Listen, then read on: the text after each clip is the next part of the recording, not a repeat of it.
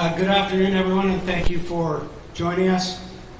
I apologize for a Friday afternoon of a long weekend, but I felt that, and I felt the need to come and see you all face to face and have a discussion about our announcement earlier today.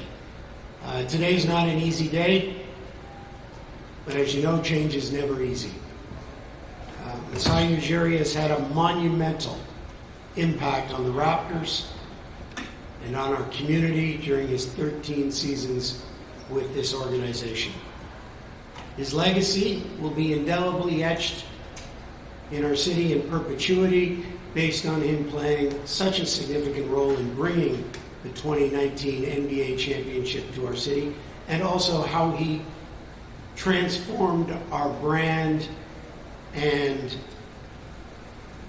worked through the Raptors to create a connection with so many fans in Toronto. We owe Masai a great deal of gratitude, and I wish him the very best moving forward. One thing we know, wherever Masai ends up, he will be successful. So why now? Why the timing now? So Masai and I spoke over a month ago, and he asked that if a change were to happen, that it was post-draft. And that made the most sense. Not to disrupt the draft process. You know, we were holding the 9th pick, a top 10 pick, and of course, Masai's, not only his area of passion, but his area of expertise. He's prolific when it comes to the draft, and we were grateful to have him as the person with Bobby leading our draft.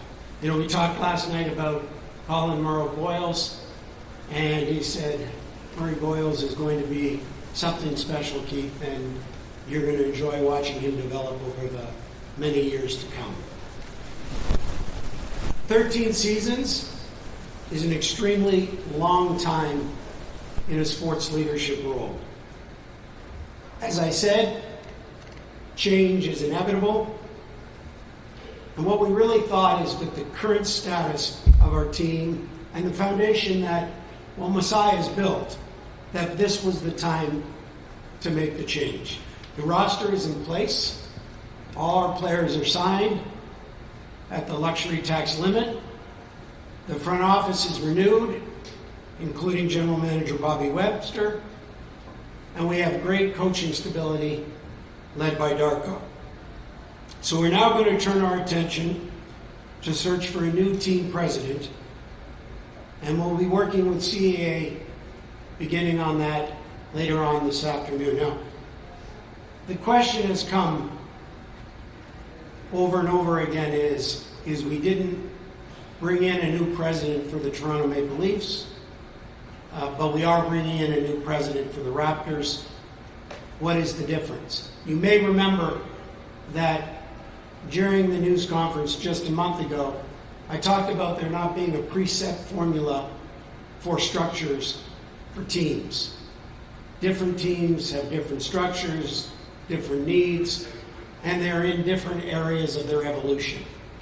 And with the Toronto Maple Leafs, you know, one game from the conference final, and with Brad Treliving and the team moving forward, we didn't feel the need for a president of the Toronto Maple Leafs. With the evolution of where the Toronto Raptors are in the middle of a rebuild, we felt that we needed to bring in a president. And as a result, we will start that search immediately, as I mentioned.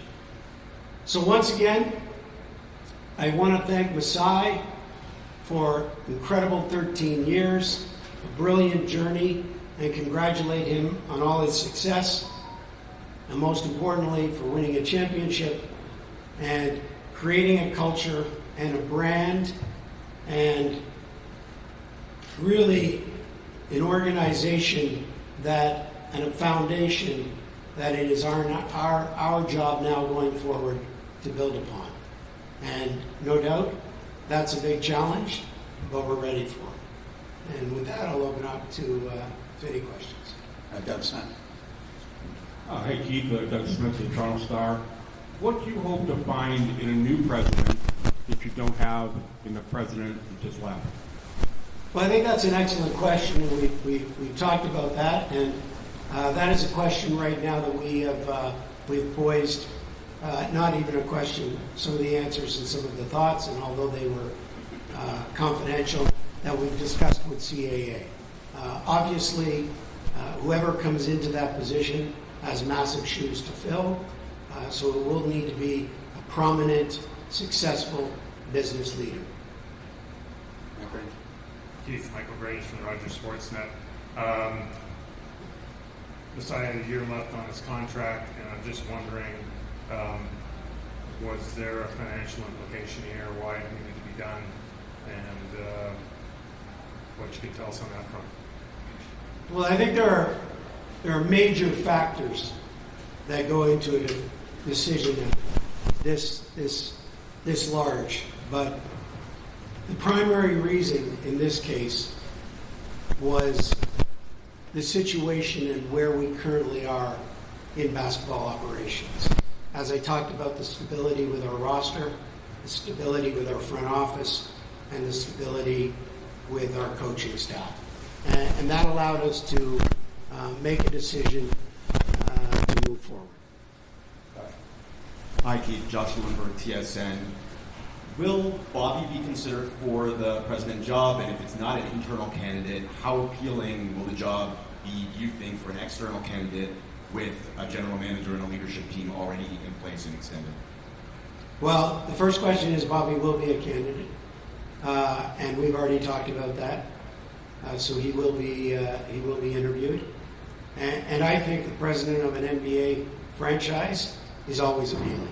So I don't think that we will have any challenges whatsoever finding a strong, prominent businessman with a in-depth background in basketball operations. But as I said before, we're definitely hiring a president of basketball operations, and Bobby will definitely be a candidate. Right. Hey Keith, Ryan Wolstead, Toronto Sun. I'm just curious what you would say to the basketball fans in this country who might have some concerns that a very passionate basketball person, Masai, is leaving, and with looming ownership changes, another very passionate basketball person in Larry Tannenbaum as well down the line?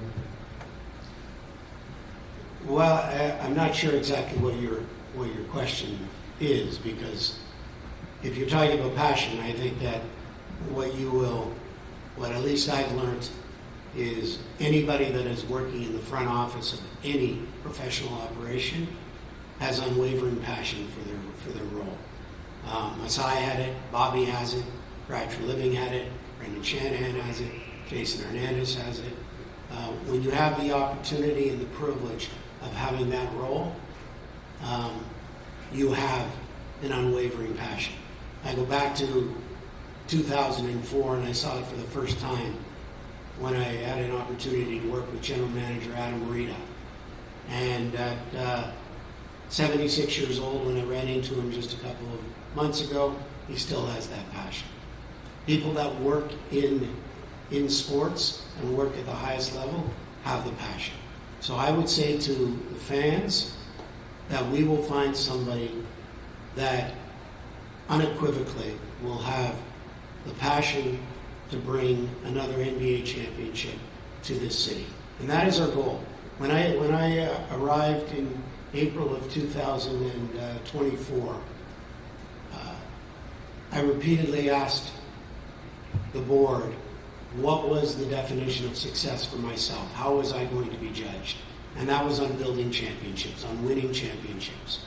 And I think that whoever comes into this role, that will be their key focus. Just like that's the key focus of Brad, and that will be the key focus of anybody that comes into this position. Eric Green from The Athletic. Keith, you said you spoke to Masai a month ago or so. Was that when he was told the change would be happening? I think Masai and I have been chatting for probably the last couple of months, last 2 or 3 months, about the future. And so we've had a number of conversations over that time. And when was he told firmly this was the decision? We talked earlier at the beginning of this month. What were your impressions of how he took that news? I think Masai is a professional, and so he took it as such, and I think that Masai no doubt will be speaking in the coming days, and you can ask him that question directly. Steve Simmons, Toronto Sun. Did you make this decision, or did Edward Rogers make this decision? This was my decision, supported by the board. John Chipley-Hill, the Canadian Press. You said obviously Bobby has been extended. What were those conversations like? Obviously he and Masai have a close relationship, and Masai's departure, and then he's negotiating a contract. What were those conversations like with Bobby? They were very amicable, and Bobby and I had a number of positive conversations. I have a ton of time for Bobby. He has incredible integrity. He knows the ins and outs of basketball and the luxury tax as good as anybody does in the league based on his time at the league office. So they were very good conversations. Joseph Bashar, The Score. Keith, you spoke of the brand transformation that happened under Masai. Is there any concern that some of that brand luster will be lost with him? And then just a quick follow-up also, how involved in day-to-day basketball operations do you want the team president compared to the general manager, say? Well, I think the team president will be very involved in the basketball operations, and we'll need to work very closely with Bobby. So the answer is his or her focus will be 100% on basketball operations. We have a number of centers of excellence based on the plethora of teams that we have. So him worrying about commercials or tickets is not going to be a priority. It will be focused entirely on basketball operations. What was your first question again? Well, you mentioned brand transformation that took place. Oh yeah. Well, you know. Yeah, let's give Masai tremendous accolades for creating a brand and a culture. But the testament to that brand and the testament to a culture is how it lives once that individual is gone. And I believe that the culture and the brand that he has created will flourish because that's the way that he would have wanted it to flourish. But when you create a brand, when you create a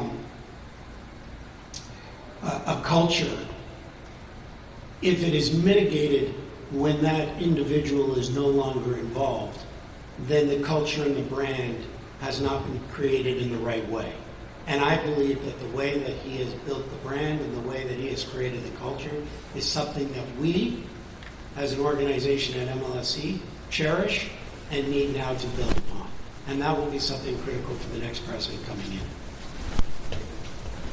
Keith, Adrian Gabriel, CTV National News. Keith, you're in the business of winning. What has led you and the board at MLSE to believe that the Raptors are better positioned to win without Masai than with you? Well, I think winning is very difficult, and it's hard.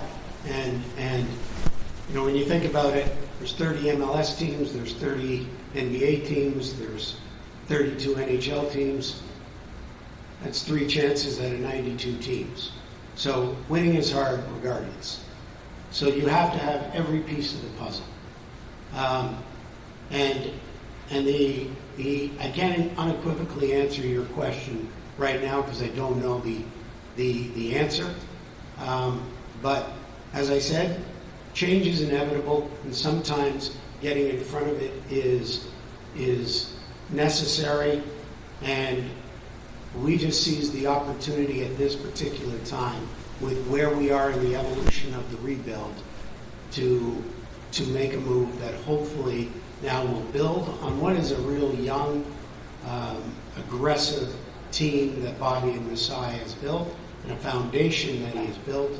And so somebody is coming in the midst of a rebuild and will hopefully expedite that and bring us to a new level quickly. Hi, Keith. Aaron Rhodes on Masai. It sounds like you guys were happy with Masai being in charge of the draft, and it sounds like you're happy with the direction of the rebuild and the retool. So I'm struggling to understand why it was felt like it was needed to make a change given your happiness level with the rest of the roster. Well, I think the discussion with Masai and is a discussion that is obviously private between the two of us.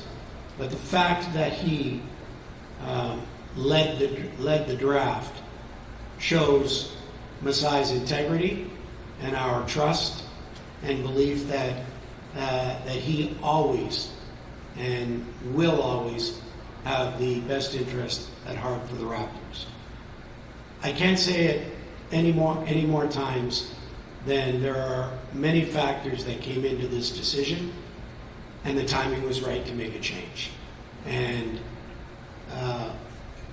we believe that with the stability in all of the areas that I've outlined multiple times, that gave us the opportunity to do such, and that's what we've done.